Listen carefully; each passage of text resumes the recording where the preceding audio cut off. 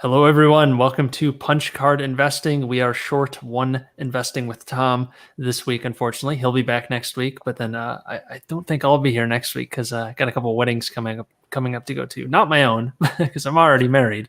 But I got a number of weddings this summer to get to. But anyways, got a big week in the world of SPACs. Maybe not the biggest week since we already knew about Pershing Square Tontine Holdings, but we thought this would be a good opportunity to talk about that deal since we just learned quite a bit of new details about kind of what Pershing was thinking in their acquisition of 10% of Universal Music Group. So we'll get into that for sure. Before we do that, a friendly reminder to everyone to smash the like button. We're trying to pump up the likes in every episode and try to set a new record every single time. And then obviously subscribe if you haven't already. We are well over 1,000 subscribers now, which is awesome. We have a consistent base of viewers, but we're trying to grow that. And we want to make sure you don't miss any of our new content every single week, since we will keep doing this as long as you guys want to keep seeing it, because we have a good time doing it as well. And then another reminder to check out the Discord in the description below, where you can stay in touch over there as well. Anyways, let's get into SPACs, guys, starting with Pershing Square Tontine Holdings. That's the largest SPAC ever created. That's the one run by Bill Ackman of Pershing Square Holdings. So it's really Pershing Square Holdings. The hedge fund is the sponsor to this monstrosity of a SPAC. And they took about a year to find a target. They recently announced a couple weeks ago that they were going to be merging, or it's not really a merger. They were going to be acquiring a large chunk of Universal Music Group. And we recently got an update this week, just a couple days ago, about Pershing, what they were thinking, what Bill Ackman was thinking, talking about management of Universal, talking about their numbers, and also giving more of the technicals with this deal, because it's kind of it's actually very complicated, not kind of complicated. It's I'll give a very brief overview, and I think I'll toss it to Frank for talking more about Universal Music, since he recently did a nice video going over some of the numbers there and potential valuation ideas, since that's an important element of this. So the three elements of this big deal. First one is that Pershing Square Tontine Holdings shareholders get their proportionate share of 10% of Universal Music Group. So that's the part number one. Part two is they also get their share of RemainCo, which is going to be where all the remaining cash that wasn't used on this deal is going to be going to. So it's almost like a SPAC with another name, sort of, in that the cash is being moved into another company. You get a portion of that as well. So now you have a portion of two companies. And there's a third element, though, and that's this Spark, which is kind of a new thing that they're inventing out of this deal. And that is a special purpose acquisition rights company. And that gives you the option, but not the obligation, to purchase whatever deal that Pershing finds in the future. The exact details of that remain to be seen, but it's going to function like an option, it sounds like. You have the option to opt into the deal if they pick one that you like, but you don't have to. So that's kind of the overarching deal here. And it raises a lot of regulatory questions for sure, which we can get into. But let's talk about Universal Music Group first, since I think that's a big thing that people will have a lot of questions about. What is this thing worth? Is Pershing actually getting a good deal? Is it worth buying Pershing Square Tontine Holdings right now? Or is this a bad deal from Pershing Square's end? Anyways, Frank, why don't you kick that off? Because you had a great video recently going over that. Okay, so I'm probably with a lot of people at the moment. When I first heard about the deal, when I said Universal Music Group, I thought it was terrible, to be honest. I was like, that's an outdated business model. I didn't really, just first thought about it, I just thought it wasn't a great business. I thought probably a dying business going forward. But then I didn't really consider the streaming aspect of it, really, and how valuable the catalogue of the rights that they own. So even things back to the Beatles and Queen, there's a lot of long-term value going into it. So I think each deal they make, they hold the rights for 95 years for that artist. So, of course, it's hard to judge whether the artists that they own now will be similar to the Beatles. Like, that value was so great for a long time. Whereas someone like, I don't know, Justin Bieber or J. Cole, I think they have Taylor Swift maybe too. Yep. I'm not as positive that that music will be as valuable in 40, 50 years' time. But regardless, it's going to have some value for a long period.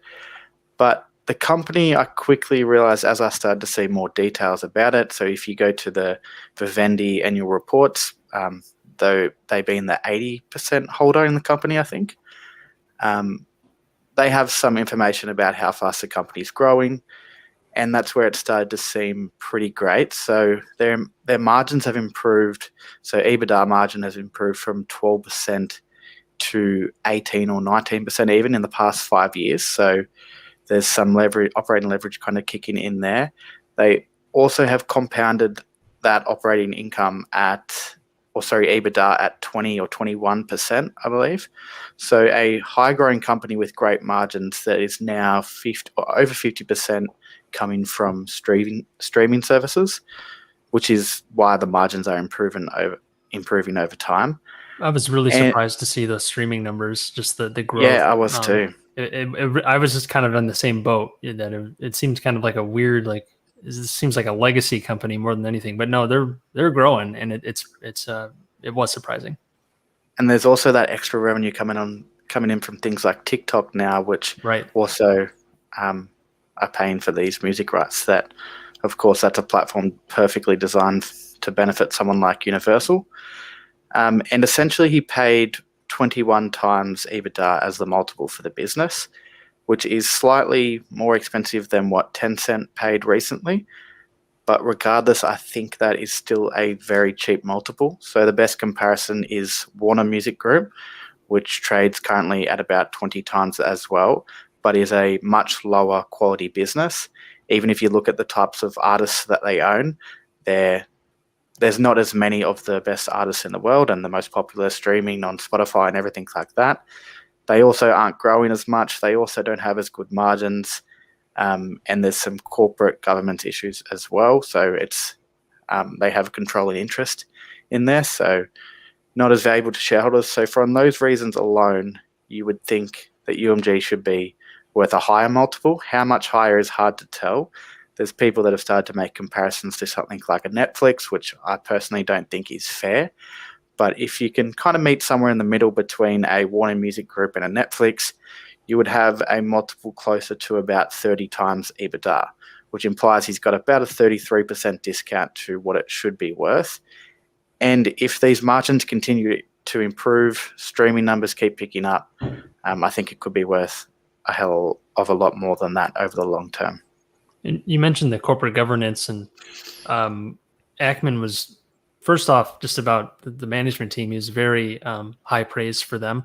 But also to the balance sheet in relation to corporate governance, there's basically, it's clear of any stock-based compensation risk, I guess you could call it, and things that could dilute shareholders to compensate management that would otherwise be hidden or maybe an added risk. That's not present on Universal Music Group's balance sheet, which is a nice plus, especially for a company so large that's bringing in so much cash. That often can be kind of kind of throwing a wrench into it when you have a bunch of threat of dilution. So that's a nice added benefit as well.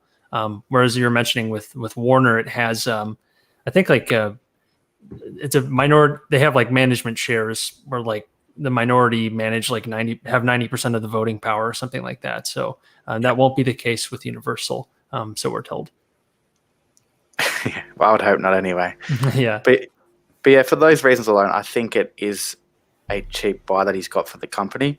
And then if you're thinking about Vivendi's perspective of making this sale, because really someone should be losing out, it's got to be a better deal for someone. Right. But this seems to be benefiting both of them. It kind of gives them access to a lot of cash. It gives them some tax benefits with during the listing and everything like that. So there is somewhat of a benefit to them, but I'm still a bit worried that Ackman's got a lot better deal, so there might be more information to come out.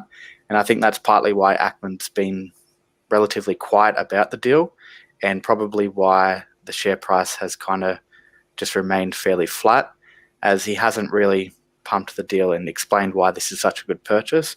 And there's limited information we have access to, and it's a complex deal as it is. So, and it's not closed yet, technically. Yeah, exactly. So he won't want to go out there and say, yeah, he doesn't want to go out there and pump it and say this is the best deal and here's why, because then Vivendi shareholders aren't going to be happy and deals could change pretty quick. Brian, I'd love to get your thoughts on this deal, because you've focused for quite some time on the warrants and the forward purchase agreements. You're a major. I always want to say you're a major Pershing Square shareholder, but Pershing Square makes a major portion of your portfolio, is what I should say. 'Cause it's a big hedge fund. Yeah. Could you talk more about that? Because I know that's the complexity of this deal. It's really what's happening to all these warrants, and that's confusing for sure. I honestly haven't gone through the entire presentation, the 3-hour presentation that they had. I went through the first hour, and that was pretty much it. Yeah, it didn't. My understanding, I mean, I don't know the exact mechanics offhand, but they did. It's in their presentation for a kind of a timeline for what's happening with these warrants. But they're kind of pivoting the warrants into other things. So apparently, what was going to happen initially was that these warrants and forward purchase agreements were going to be for whatever target they picked and merged with, so long as it was over $24 a share. And right now, Pershing Tontine Holdings is trading for 23 or a little over 22 or something like that. I haven't checked today.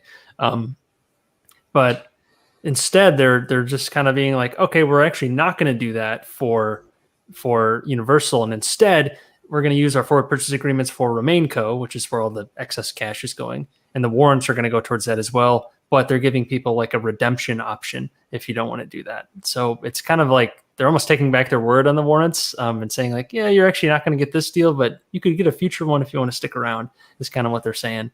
That's the way I'm interpreting it, at least. But the forward purchase agreements do apply to UMG. Part of them, but others don't. It's 1.4 billion in minimum that they have to commit towards RemainCo or something like that, and then they get a portion towards UMG, or it's something weird like that. More complexity. So the deal structure is 4.1 billion for 10% of UMG, right? Out of which 1.6 billion is from the forward purchase agreements, and 2.5 billion is from the SPAC itself, PSTH. And then it's the remaining forward purchase agreement. So 1.5. Yeah. Yeah, so there's no remaining. So the forward purchase agreements are a range, so it can increase and decrease. So I thought they had a minimum though. It's they have to commit a minimum, and that's what's being. So minimum is always 1 billion. Yeah. Yeah, it's always 1 billion as the minimum, and then it can go up. So with PSTH, it was 1 to 3 billion. With the new entity Spark, it's 1 to 5. So it can be anywhere between that number. Yeah. And that's for the Spark. I was really talking about RemainCo, but there's forward purchase agreements for the Spark too, which is there's all these rights flying around. And what I kind of wanted to ask or really talk about was what sort of regulatory risk does this deal bring? Because it's so complicated, and you could call it this innovative Spark tool, which we haven't really talked about much yet.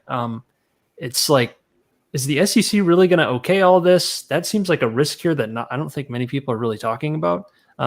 There's no guarantee that the SEC says that this structure is fine or it doesn't have some sort of consequence, because I don't think we've seen anything quite like this, where a SPAC, which already is kind of in hot water right now with how they've been treated by the SEC. That's an open question right now, and now you're adding more on top of this with this RemainCo, where you're taking the SPAC money and basically putting it into a shell entity. And then you also get this Spark right that no one's ever heard of before. I feel like that's a risk here, but I don't know how to value it or how to discount it properly. I don't know if you guys have given it any thought with SPACs in general, not even just with this deal, with regulatory risk around them. I guess that's partly just part of the complexity that I just don't think I'll ever understand properly. And it's a risk that I personally wouldn't consider too much, just because of the option to take the $20 cash back regardless. You do have that downside protection if you're, I guess maybe not so much for Pershing Square Holdings, but for the Tontine, the actual SPAC itself, right, you still have that option or that downside protection to get out if needed, if things start to go pear-shaped. But yeah, I guess most of that is too complex for me to really have a good opinion on. And I think there's a lot of dilution with not with Pershing Square Tontine, because you get that redemption right, but I think there's kind of a misnomer.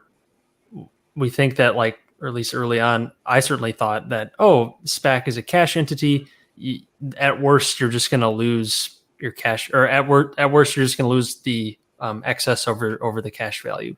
But certain SPACs have tons and tons of warrants and all these rights given to founders, plus like any sort of promotes or fees that I think a lot of people didn't really factor in. I mean, Chamath's SPACs have all sorts of stuff that goes to him as sponsor, which really should be discounted from the initial cash value. If you, at least that's how I view it. And I think that complexity has been buried into the whole SPAC mania, whereas people, I think, perceive them as like riskless entities up to a point or something like that. But the risk is really in the dilution, I think.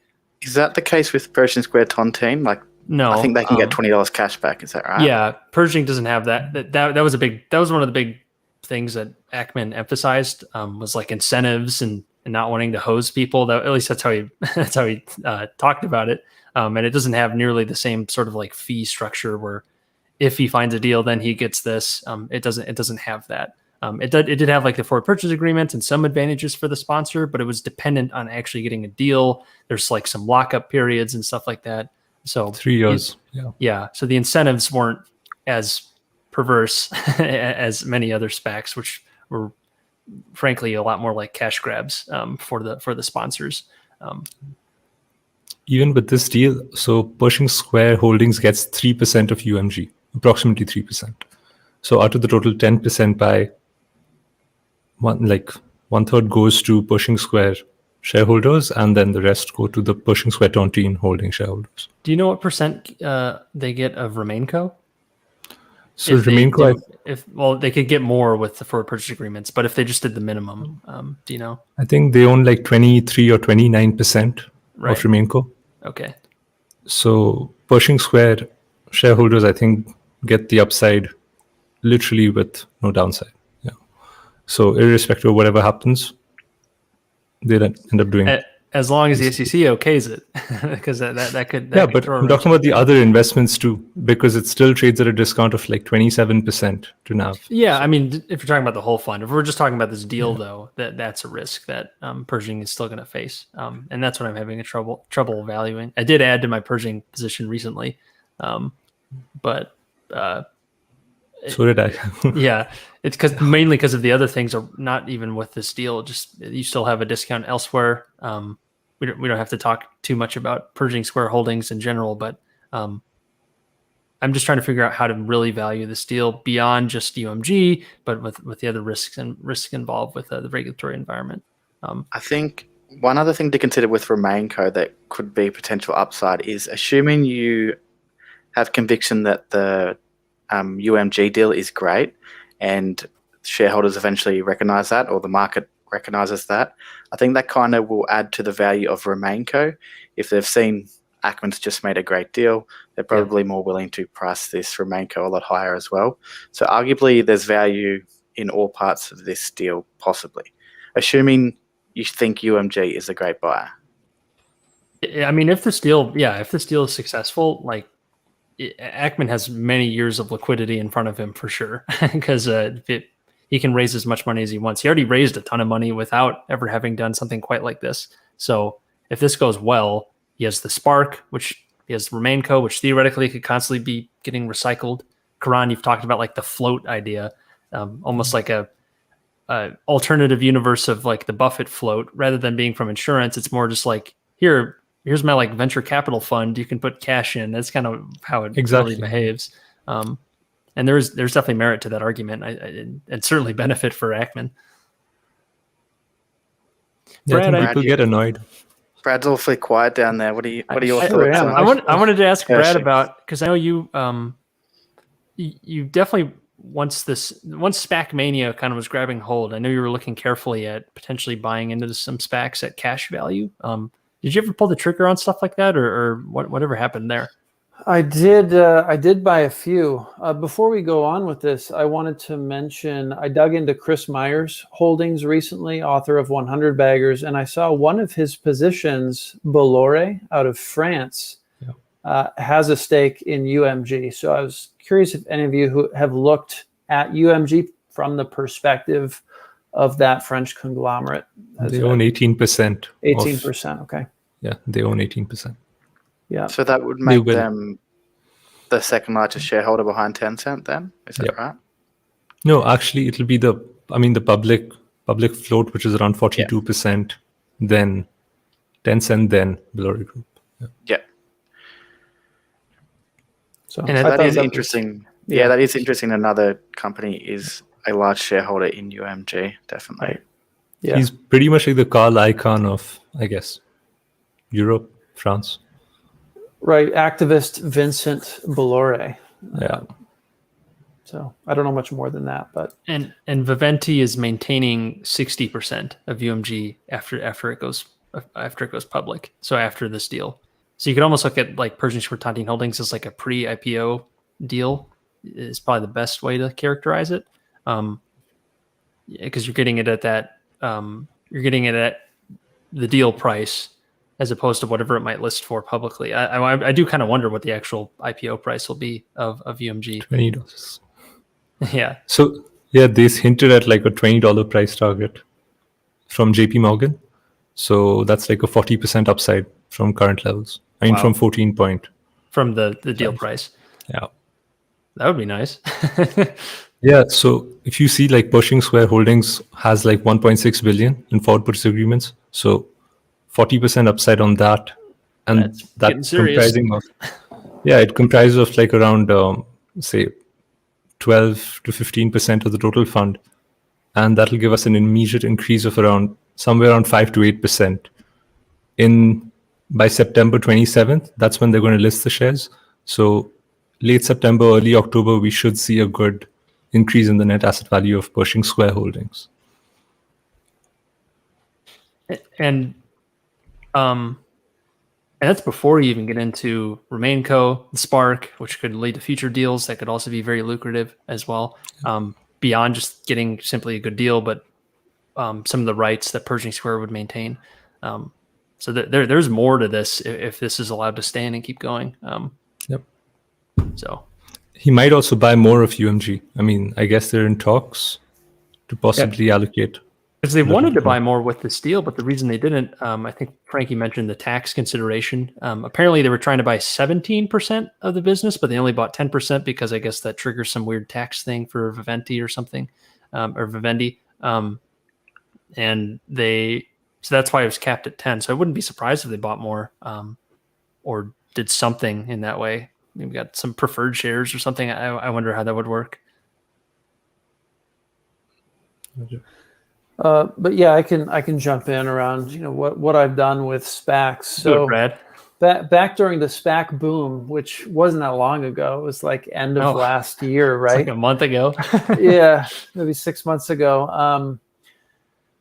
I was reading through Corner of Berkshire and Fairfax. I saw a thread about these guys playing SPACs as cash alternatives, kind of with upside optionality if you can get them fairly close to NAV. So I bought Pershing Square. I only owned it for like a month, but it went up 5%. In that month, I sold it as it was starting to come back down. I got a little spooked. I bought 3 of Chamath's SPACs, IPOD, E, and F. IPOE became SoFi. So when that merger was announced, I think it went up like 50%, maybe 60%. It's pretty massive. And so I pulled out my original capital, and I'm just letting the rest kind of ride on SoFi. Okay. And then Oaktree, I saw they had a pretty successful merger with Hims and Hers. So they put out another SPAC, which was OACB, and I bought in around $10 to that one. So I'm still sitting on that. And then Khosla Ventures with Vinod Khosla in Silicon Valley. And some of the ways that I found these is looking at 13Fs from Seth Klarman and Daniel Loeb.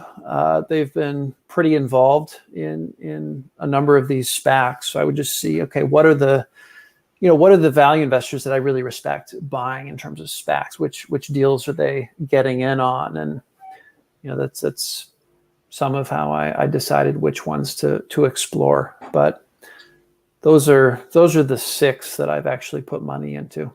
And what type of allocation do you have towards that basket of SPACs? It's portfolio. pretty tiny. I think it was like 1% or something. Yeah, okay. Yeah. In each of those. But certainly, I agree with the cash alternative perspective for SPACs, which potentially could be an option with something even like Pershing Square Tontine at the moment. I guess it's just not getting, inflation's not hurting, and it's just there with potential upside. There's downside protection, so it is definitely a reasonable cash alternative in my mind. It's not something I've done, and I'm not sure if I ever will, but if I were, it's probably towards this Pershing Square deal at the moment, although it's just so complex that I'm yet to do it. Yeah. I do wonder what will happen once we get SEC comments on the deal. What will happen to the price? If once we get some clarity, will it remove that uncertainty that potentially is holding it down? I do kind of wonder there. Or if people just won't care a month from now or 2 months from now when we get more clarity. That'll be interesting to see. But otherwise, yeah, you mentioned that in your breakdown, Frank, about like using it as kind of a very or theoretically very limited downside because you get that right to redeem for $20 if you want to, so long as the deal closes, of course. And that's pretty powerful, especially if we're considering the potential upside here that seems a lot more certain than it was, say, 6 months ago. And that's when it was trading at a pretty huge premium. It's almost back down to its cash value. So I will say I've backed off the SPACs a little bit, and not just because the price has gone down. I mean, that wouldn't really be a reason to back off. It's more, I felt it wiring me in a way where I was checking on my SPACs each day, and it was just taking up a lot of mental bandwidth. It was turning me into this kind of short-term investor. Swing trades. Yeah, which I didn't like at all. So yeah. I've really backed off from looking at SPACs. It's inherently speculative, short term. If you're using it just for like the initial pump. Back into our speculative conversation, right? Because they got to find a deal. Like you have no idea if they're actually going to find a deal. Like there's no way of really knowing if that's going to happen. Yeah, it's easy for me to argue if there's downside protection that removes a lot of the speculative nature from it. Yeah, definitely. Like it's not. But the question is like, you're just parking your money there for like a chance? How big is that chance for it to actually happen? And that's what's really hard to quantify. Sure. But yeah, if you have extra cash, like it's worth considering for sure. Maybe more for something like a Pershing Square, which actually has a target picked, and as long as the deal goes through, you got it. So that's a little more certain there. Maybe if that's the strategy, that might be a little bit better. But it's all up to whatever you're trying to do, of course. Well, it's an interesting time in the SPAC universe as well, because there's a lot of SPACs that have announced mergers and they've still come down to around NAV. So there could be a lot of opportunity in there. I was surprised to see that, even I don't know if that was related more closely to the SEC coming out and saying some things like, "Hey, we might change this," or if it was just more like with the tech stocks pulling back a bit and kind of more of that the like low or the high to like negative PE companies like that all kind of pulled back at the same time some months ago. And then they just kind of never recovered after that. I don't know if that was more. It seemed like it coincided with the whole Wall Street bets, Reddit, short squeeze. So I don't know. It might have just pulled people's attention away who are really into kind of the short-term speculating game. Maybe. I don't know. Hard to say. Yeah.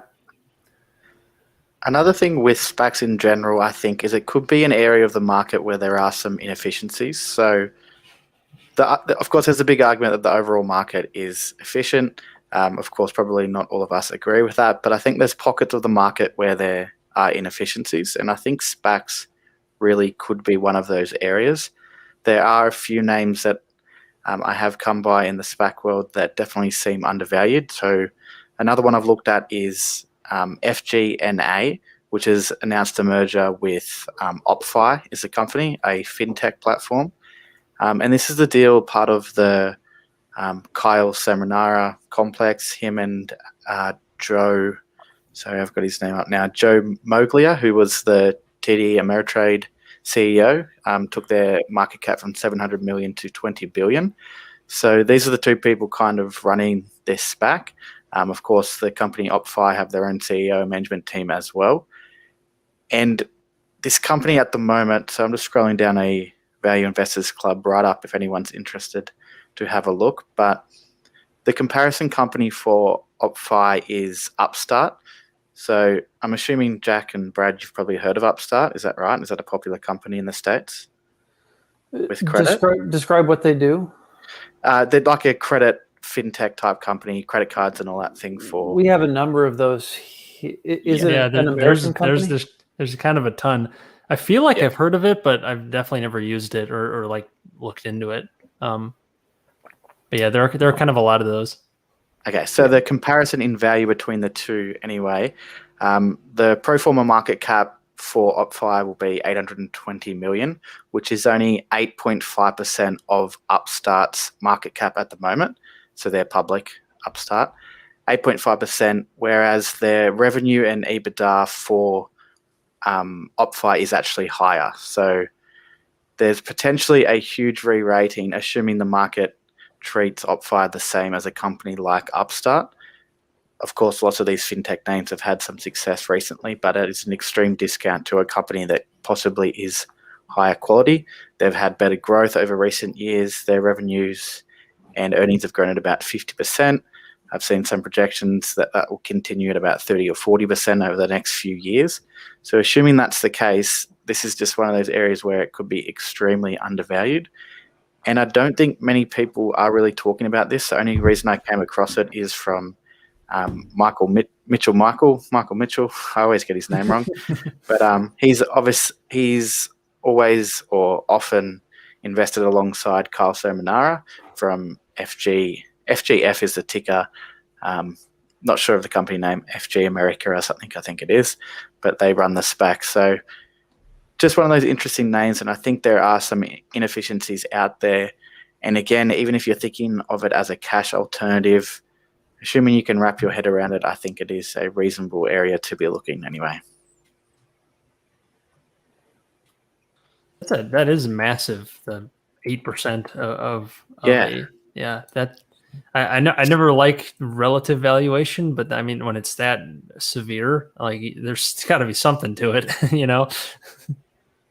So of course, even as a speculative type bet, so I know in my Investing with Frank Discord, there's a couple of shareholders, or at least one. So we've had a few conversations about that, and I think the person who's made the bet is thinking of it just as a small speculative bet.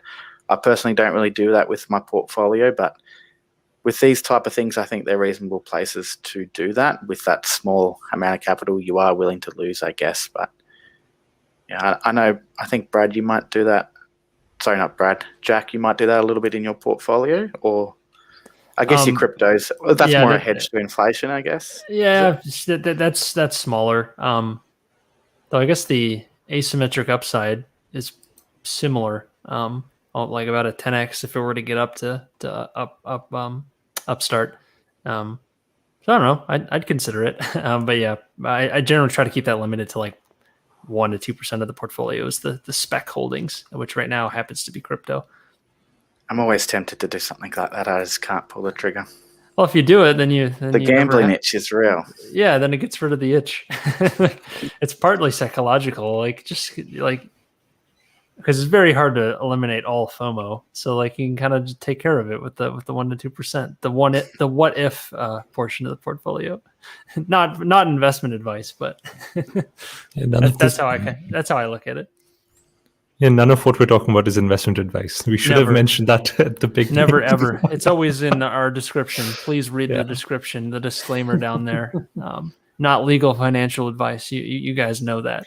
We have a smart crowd here. That they will do their own research. They will make sure they know what they're getting into. And if they don't know, they realize there's risk to that. There's always risk to investing. Anyways. We do have a lawyer on staff, though. Here, yes, I am an attorney, but I am not your attorney. Go find your own. We should probably get into some questions here. Yes. Actually, before we get into that, someone mentioned on the Discord recently. I wanted to pull up this chart. It's pretty cool. Let me pull it on over here. make sure you throw out some questions, guys, while you're waiting. There's a few coming in that we'll jump onto soon.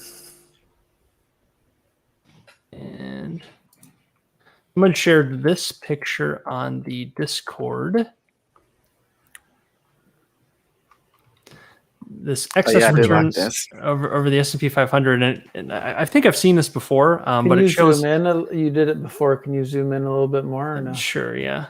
Yeah. So I just want to make sure I don't. There we go. Wow, I love this chart. Yes, this is the x-axis is the number of years that this great investor has been investing. All the dots are great investors. I don't know why some of the fonts are so much lighter, but the y-axis is their annual outperformance versus the S&P. So the delta. So not just raw return, but actual like delta. Yeah, which they should have given us the raw numbers. This is confusing. Well, in some cases it'd probably be negative, and then you'd think like, oh no. But if it's like less negative than the broader market, I mean, ultimately what you're going for is market beating performance, right? Why else would you invest? Why else would you pick stocks? So, anyways, as you can see, we got the GOAT over here, Warren Buffett. Yeah.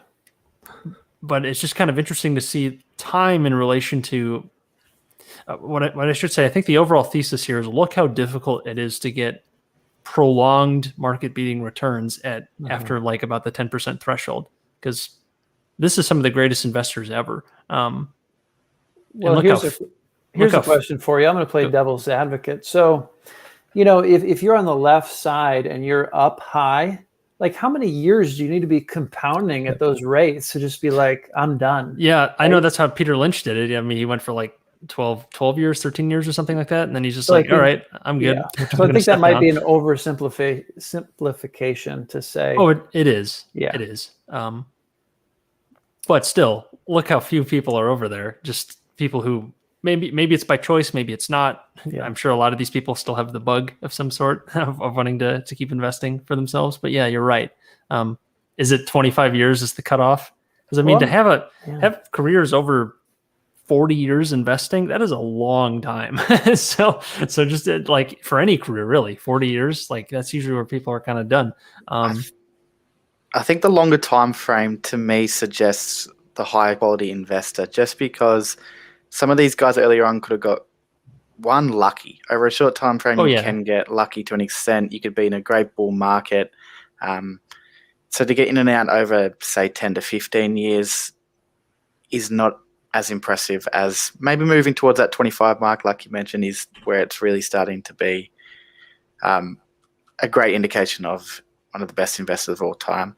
So obviously Buffett, I think that speaks for itself, sitting over there with someone like Kshb Davis and even Walter Schloss, which is some of the most impressive one there. But if you go back and you see like Joel Greenblatt right at the top, that's pretty crazy as well. It's at about 27% over 20 years outperformance. So that'll get you to big wealth very quickly.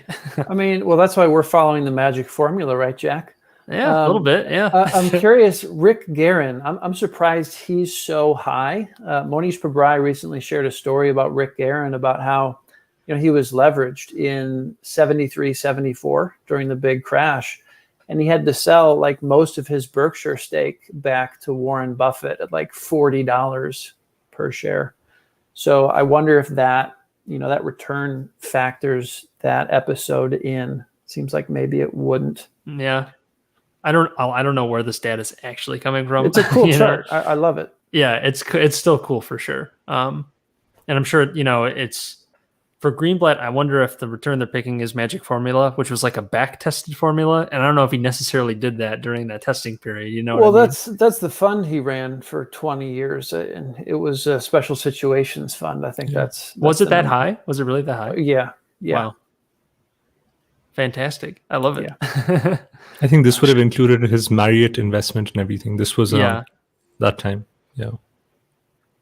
Wow. Kshb Davis is an interesting one on there if you haven't checked him out. I guess he really speaks to the whole circle of competence, investing within your circle. Pretty much exclusively invested in insurance companies. Nice.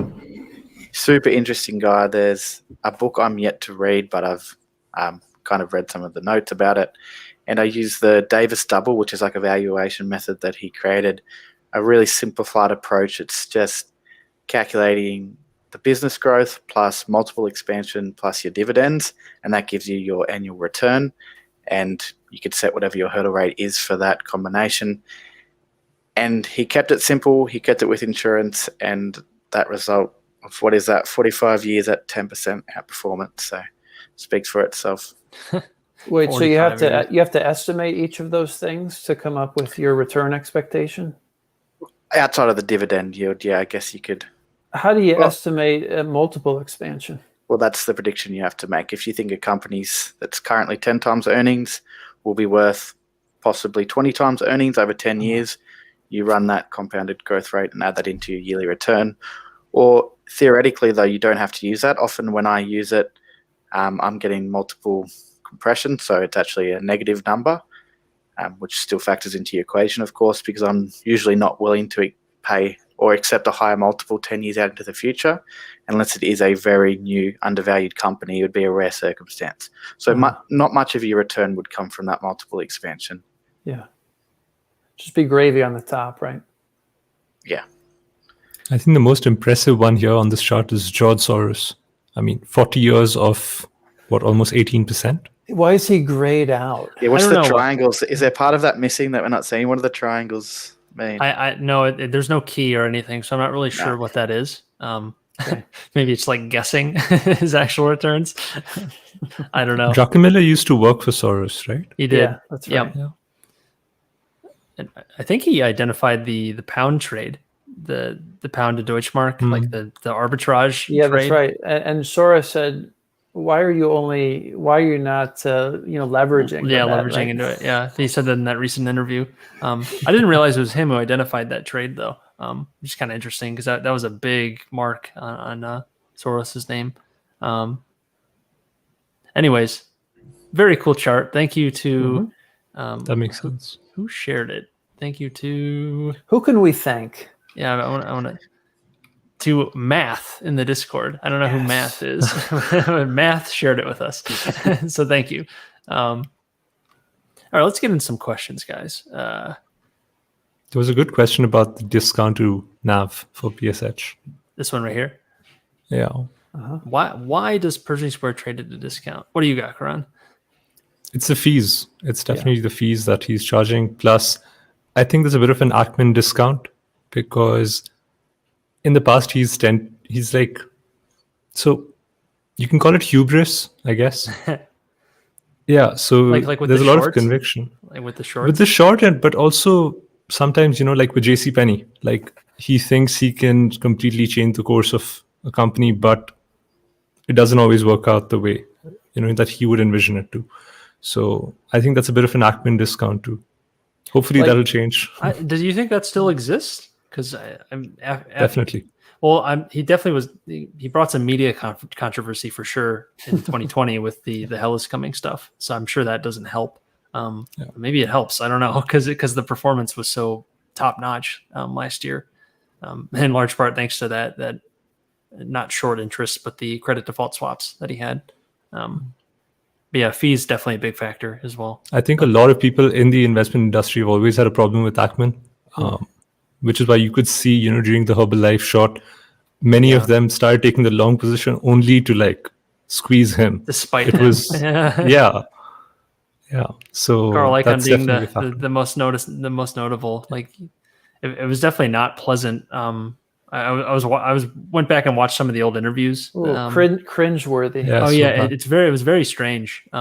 Just that these guys are both incredibly rich, even at that point, and Icahn very rich at that point. But Ackman was, I guess, earlier on in his career, but still rich, and they were just getting into this shout match essentially over Herbalife on live TV. It's just kind of nuts that to get to that. Even Dan Loeb was part of it from Third Point, who's also part of the Vivendi deal. I mean, separately, but in a way. Someone actually asked about that, about the Dan Loeb. Yeah. Any thoughts on the rumored share purchase of Vivendi by Dan Loeb? There's always been tension between, I think, Dan Loeb and Bill Ackman. That's it. Is that like to try and does he see like the purging deal as a bad deal or something, and so he wants to get on the other side of it? I wonder. That's kind of My guess is that they see that there's value in Vivendi, and there are other parts to Vivendi which might make sense to carve out or find a similar sort of deal. I think that's what he's doing. No idea. Yeah, there could be a lot of factors there that we don't know about. Plus, it's rumored, so we don't actually know if he did it. And I think Vivendi seems pretty undervalued as well. I don't know how much their stake in UMG exactly is. Like, what's it make of a percentage of their business? Does anyone have any the whole idea? business? I don't know. Yeah, okay. Because assuming that it's a large portion, which I think it is, I did read it in one of Andrew Walker's articles, but I'm just not positive on the numbers anymore. But assuming that that's the case and you think UMG is a great business, then you could also take the other side of the trade, I guess, which still has access to UMG, which appears to be a great undervalued business from what we know, I guess. People thought that Dan Loeb was going to block the deal or try to vote against, but that was not a factor to consider because he could not have accumulated a significant position with Tencent and Bolloré Group and everyone there. Yeah. I think that was a huge concern like 2 weeks ago. Vivendi owns Daily Motion. I'm looking at some of their holdings. Universal seems to be the biggest one. I think even Vivendi said that they're going to retire almost half the outstanding shares. So that might have something to do with Dan Loeb's investment. Oh, okay. Yeah. That would, some like share engineering. Buybacks. Like yeah. Financial engineering is what I should have said. Let's see here. Do you guys know anything about the Kshb merger? Some guys were talking about it in the Discord as well. It's in the cannabis space, which I'm not. I've not really looked into at all. I guess there might be an arbitrage opportunity here. Have you guys heard anything about it? If not, I have not. There's someone in the chat who has heard about this. Love some more details. Maybe from you, Ahmed. If could you give us some more details on kind of what's going on here, what the potential value is? Because we do not know. Brad, isn't this KSHP that company that someone had highlighted with the Michael Burry tweet? That's right. Yep. Yeah. Yeah. The cryptic Kushco Holdings. It's a pink sheet stock trading under $1. Is it in the weed space or? Yeah. Yep. Okay. Kushco, right. Kush. It's in the name. I mean, just confirming. Yeah, confirmed. Not someone's name or something. No. Yeah, I haven't looked into it. I'd be curious there. I'm kind of waiting for the whole marijuana space to, for it to synthesize a little bit more. And I cannot, at least for US based, I just can't justify investing in it. Even like one, I'm not interested in the product, but two, it's still federally illegal, even though states are legalizing it. Like that limits lending abilities, that limits a lot of things in the space. Just like I can't just ignore like that the law says specifically that you can't do this. Yeah, people are just doing it anyways. Like that's just a lot of risk, no matter how like at least that's what I think. You can think otherwise, but that's my 2 cents on the whole cannabis space. Not that I don't think it's here to stay. I bet it probably is, but I'm not going to put my money on that bet. I've considered it a few times. I've looked into a few different companies, but there is a lot of risk involved. But I also think long term, I think those regulations are going to be fine. I think it's going to end up something similar to tobacco. Yeah, I tend to agree, but right now it's not. So I don't want to bet on lawmaking. So if you're looking at some of the margins and the types of fees these companies are paying due to all of these, I guess, government regulations and everything they have to pay, the taxes, all of those things, if you factor that out and take on some type of tobacco-like approach to taxation and everything, these companies start to look very undervalued, or at least some of them. Some of them are still riding a high from 2018 or whenever it was. Nice Yeah. one. Nice one. I didn't even mean that. But I don't know. I think particularly in the medicinal area, I think there's potential for it. There's just not too many names I've come across that seem interesting. But yeah, you're right. There are risks involved for now.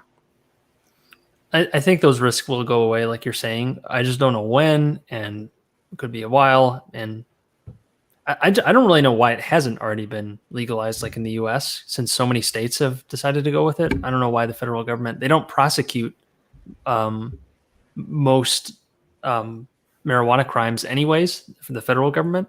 So it seems weird that they would like just kind of turn a blind eye to it without actually just changing the law in the books. It would add a lot of clarity to everything, but that's government. Politics. I guess they don't want to sell weed to like pay off the debt. Yeah, I guess not.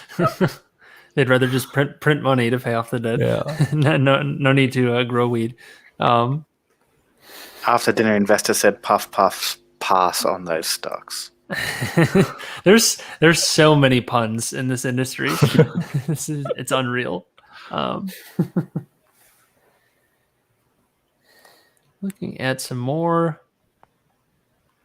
Speaking of after dinner investor, is the SPAC boom over? Are people still raising big money with SPACs right now, or was it just a weird coronavirus thing that's fading? I think it's just starting in other countries. Like in Europe, we're getting to see a lot of SPACs come up.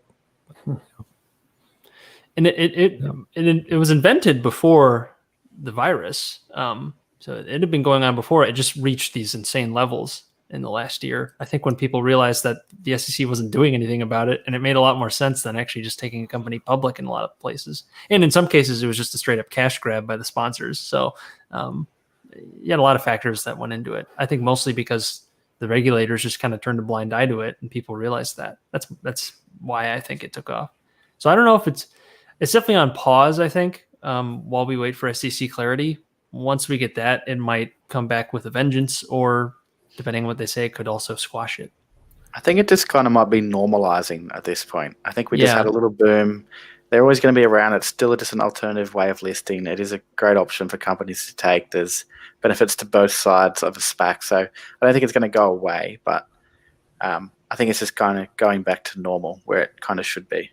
So here's a little trivia for you guys. The first SPAC, July 2007. Yeah. The Pan-European Hotel Acquisition Company on the Euronext Amsterdam exchange raised 115 million euros. So there you go. Put that What I in don't your... get is why it didn't take off earlier, because it seems so obviously advantageous compared to like traditional IPO in a lot of cases. I'm just not. I don't know why the craze happened this year as opposed to like 5-6 years ago or even 10 years ago. Once there already was some proof of concept. So that's what I don't know what switched. So maybe that's part of the coronavirus craze with all the money just being flooded into the system and had to go somewhere. Hard to say exactly why it happened now as opposed to earlier. I think it might have something to do with how institutional investors they have specific mandates to like invest in certain types of companies. So maybe SPACs were not included in that. And now it seems like even retail investors can move stocks, move companies. So probably that's why it's easier to raise a SPAC now. What do you mean? Like, so to raise like $115 million, say in 2007, would have probably been a lot more difficult because the institutional investors might not have backed it as easily. whereas now you can just raise it from the public, essentially, is what you're getting at? Or Yeah, I mean, that's what. So like Chamath's SPACs, like the fact that he wants to have 26 SPACs and most of them are like held by retail. I mean, yeah. Just that there's more retail trading in general. So it just came with the rise of think so, retail. Yeah, okay. I think I could see that. Yeah, I mean, Robinhood is just, everyone is interested in buying stocks these days. Well, and also what Robinhood did to the rest of the industry to encourage more retail trading with cutting fees and or maybe redirecting fees might be the best way to put it. Sure. So they're less obvious. Yeah. But certainly that was a big impact in increasing access. True. Yeah. Even earlier, so institutional investors would have actually looked at the prospectus and seen the dilution and how the sponsor is actually Right. making money off it. Retail investors don't care. They'll buy into IPOs. Yeah. It's fine. Yeah. IPOZ, Now IPOAA. now the institutions are like, okay, how can we get in on this? Give us some warrants, Exactly. right? Yeah. Yeah. Karan, you don't sound very bullish. You don't sound very bullish on all these specs. I'm not invested in any of the SPACs. That's why I'd prefer to go to the company that's spawning out the The other SPACs. side, the sponsor Yeah, side. Get into the spawner. Forget about the other things. Yeah. Yeah. Don't be on the receiving end. Something to be said there for sure. Here's a good question from Bruce. What percentage of your guys' portfolio is more or less forever? Oof. I would like to say all of it, but Yeah, right. Be honest, Frank. Be honest. Probably none out of of it. my 6 positions, there's only one that I genuinely think I'll hold till I retire. There's others that I'll reassess over the time period, but I'm always investing. I say 5 years is kind of my minimum, but of course there's reasons to get out if things change fundamentally about the business. But I kind of do like the idea of a coffee can approach, and as the right opportunities come by, there's certain stocks that I will just coffee can and leave there for a very long time.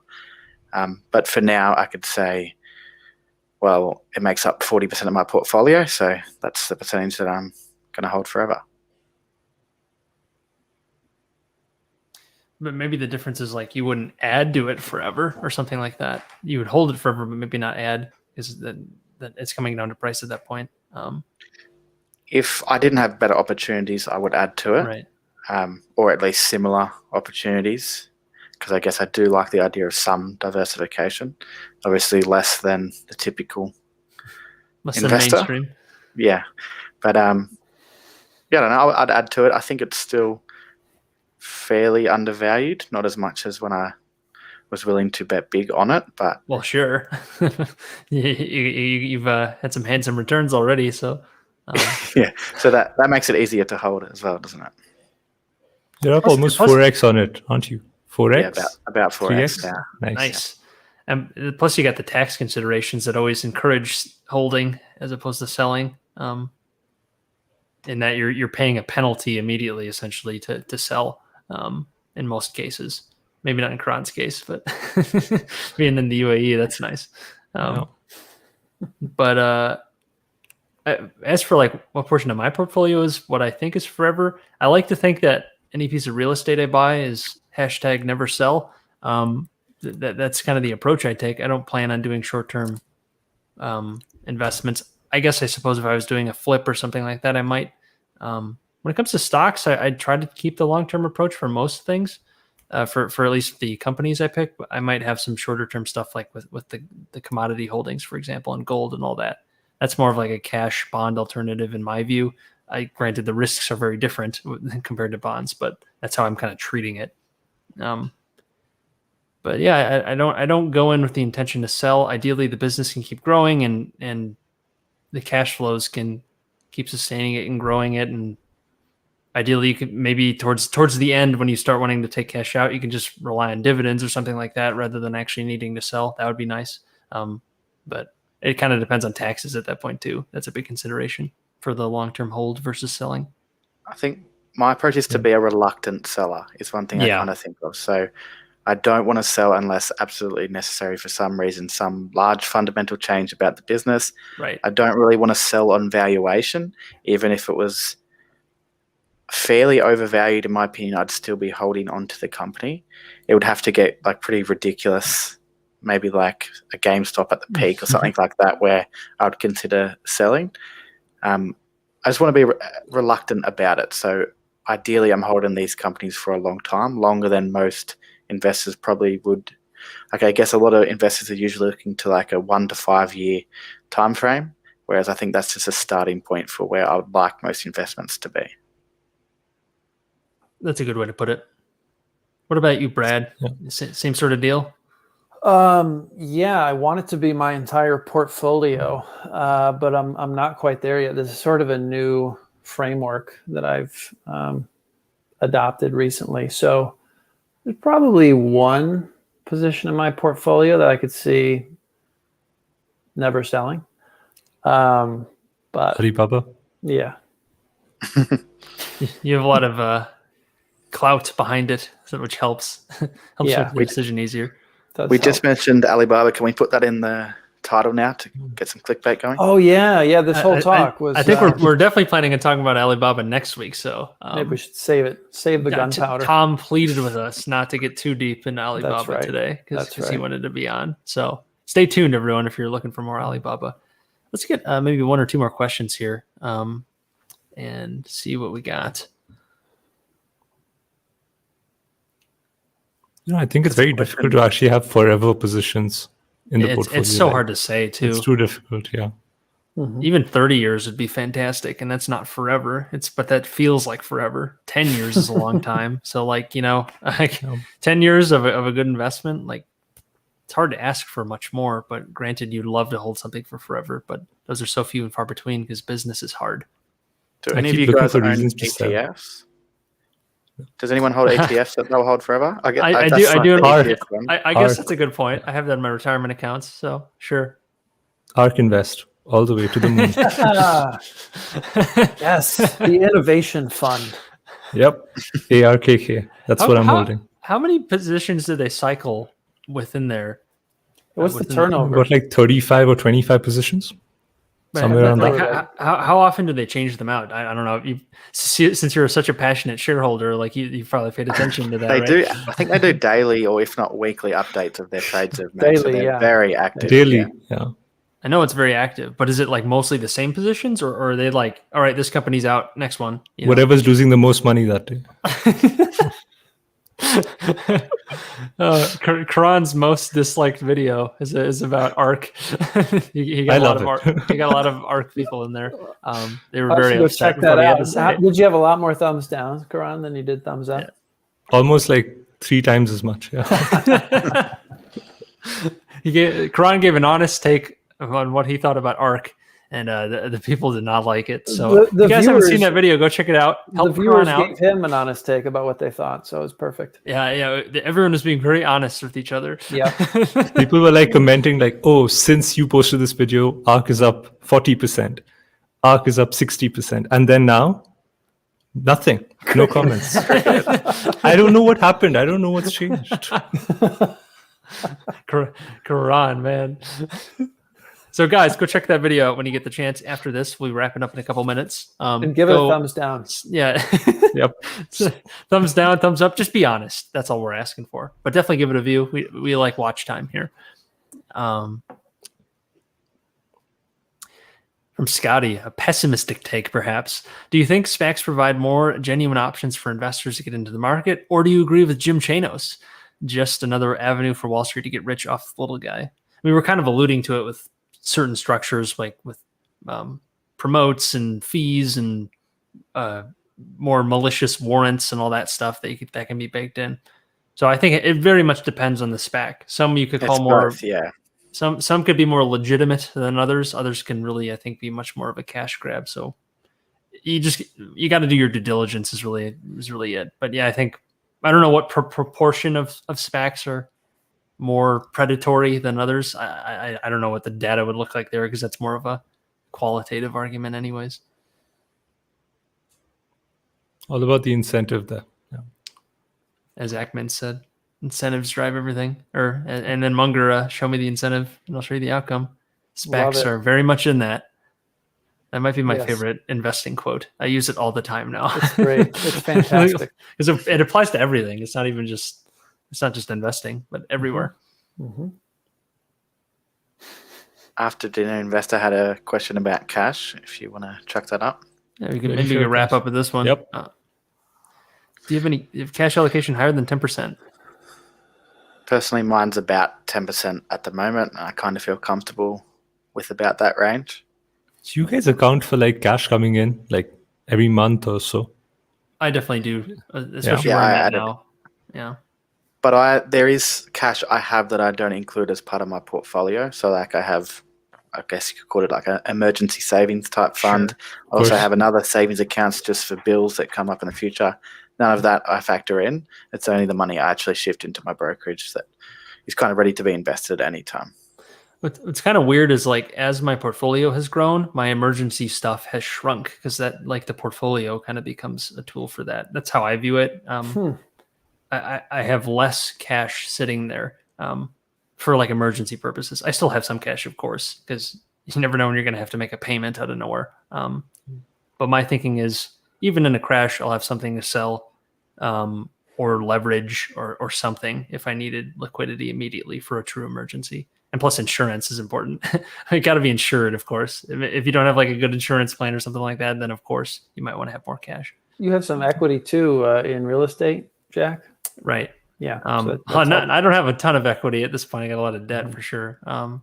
Well, sort of. And yeah, but yes, real estate is probably where I put. That's actually probably where I keep the most amount of cash is for real estate reserves, because that's more of like an expense account, and property taxes, loan payments, insurance. Like you got to pay for that with cash. I'm not going to invest that. So that's kind of like my insurance float, if you want to call it that. It's my real estate reserves. I don't even count that in my cash at all. I just pretend like that's already been spent. Good choice. I think the more concentrated your portfolio is, the more cash allocation makes sense. So if you got like 3 to 4 positions, like north of 20% is also fine in cash. At least that's what I think. Yeah, I could get behind that. Yeah. I'm at like almost 55% in my public portfolio. 55 what? Percent cash. Okay. I could Wow. not do that. I'm still like doing okay. Burning a hole in my pocket. I think me and Kran are a bit on the opposite ends of this debate. I think we talked about it last week or the week before, but I like to be more invested than not. I think there's obviously some type of time frame where if you have too much cash, there is some type of drag, but assuming you time it right, bet big, and find the right company, it's worth it to have that big pile of cash. So that's why I kind of like the 10% mark. Up, I guess between 5 and 20% is the type of range I'm comfortable with. But again, I do have that other cash that I don't count as a portfolio. But if we've seen a big market correction, I'd quickly be counting that cash as part of my portfolio. So yeah, it's a hard one for small private investors like ourselves. Well, maybe for me, I don't know how much money you guys are actually investing, but yeah, it's something that we need to consider anyway. Well, in my situation with cash, because I got a lot of debt swimming around, hopefully productive, and it's like I'm at, if you count like student loans between my wife and I, we're at about like 70 or 80% debt to equity. Or sorry, not debt to equity, but our debt ratio is about 80%. So we're like 80% leveraged, which is about as high as I'd want to go. Yeah. But it's very low interest rate stuff. So it's when I try to count cash there, it's like, well, I already have all this debt. So it kind of doesn't make sense to have a massive amount of cash because you have debt sitting there, you know? You want to have reserves, of course, to pay for that debt. But at some point, it just doesn't make a lot of sense to keep cash lying around when you could at least pay down some debt or something like that, especially if it's like a revolving loan or something like that. So it very much depends on not only your goals, but where you're at with your broader portfolio too, especially if you have debt involved. Yeah, and I'm around 15% cash at the moment. I think the kind of opportunities that we look for, the ones that are, like at least a triple or double over like, say, 1 or 2 years, I think those sort of opportunities, the upside is so great that the cash balance will, kind of reduce in a way. It makes up for the cash drag. Exactly. Yeah. Yeah. The outsized returns. That's the key. You got to get those, of course. If you get the outsized returns, we're not looking for 10 to 12. Yeah. Right. If you're looking for 10 to 12, then yeah, holding cash doesn't make any sense. Like just keep plowing it into the market and you should get that over the long term theoretically. But if you're trying to get outsized returns, you got to be a little more selective. And another thing is just that there's cash coming in for me. So I kind of know that same here. Within 6 months or so, I could have maybe 5 to 10% more cash ready to invest anyway. So I'm willing to be more invested because I know there's more cash there coming in at any time soon anyway. So yeah, it's definitely different than if you had a fixed amount of capital that you were managing. Like a fund. Yeah, I think that is where cash allocation becomes a lot more important. Things like cash drag matters. But again, there's still other people with fixed amounts that will build up that cash and bet big. So both can work. That's kind of like Karan. He essentially runs That's a fund. exactly. He essentially That's runs a exactly fund. So- in my public portfolio. That's why I hold a large amount of cash, because I'm okay getting like half the return that I would have gotten, but it's a lot more stable. So risk adjusted. there's no additional cash coming in. So yeah. All right. I think that's a good spot to wrap it up. This was good stuff. Dove into lots of stuff about SPACs and plenty of other things. Always appreciate you guys' comments in the chat. It keeps the conversation lively, and there's always something new we talk about, which is awesome. So thank you for that. And if you haven't subscribed, if you enjoyed this, or I guess even if you didn't enjoy it, maybe you'll enjoy the next one. Definitely subscribe so you don't miss so you don't miss that. I love the aggressiveness, Jack. That's fantastic. We're trying to pump the channel here. Like we That's don't right. pump stocks. We pump the channel because that's not an SEC violation. So please pump Yet. the subscribe button. Yeah, pumping the like button is still legal. So please do that as well. Never have enough. You can never have enough blue like buttons. So please do that. I also posted our Twitters in the chat somewhere above. So trying to pump those as well, because we are probably going to do some experimentation with Twitter Spaces at some point. So we don't want you guys to miss out on that either. We'll definitely let you know as we get closer to rolling it out, but we will do it at some point since it seems like a cool tool to try. So again, check it out in the chat. Let me see if I can copy paste it real quick. There it is. That's pretty hideous, but it's our names. Is it clickable? Is it clickable? No, I can't. No, I can't highlight it here in StreamYard. But check it out. It's our names. We got Brett Kellner, Jack Duffley, Frank Investing, Karan Granani, and Tom Investing. Go check us out on Twitter so you don't miss any stuff there. And there's like a lot of good stuff on financial Twitter, I must say, both in the stock world and beyond. So check it out. It's a good platform, I must say, for finance people. Otherwise, that's enough talking for today. Always a pleasure talking with you guys. And until next time, everyone, we will see you next week. Jack, could you just include the... Okay.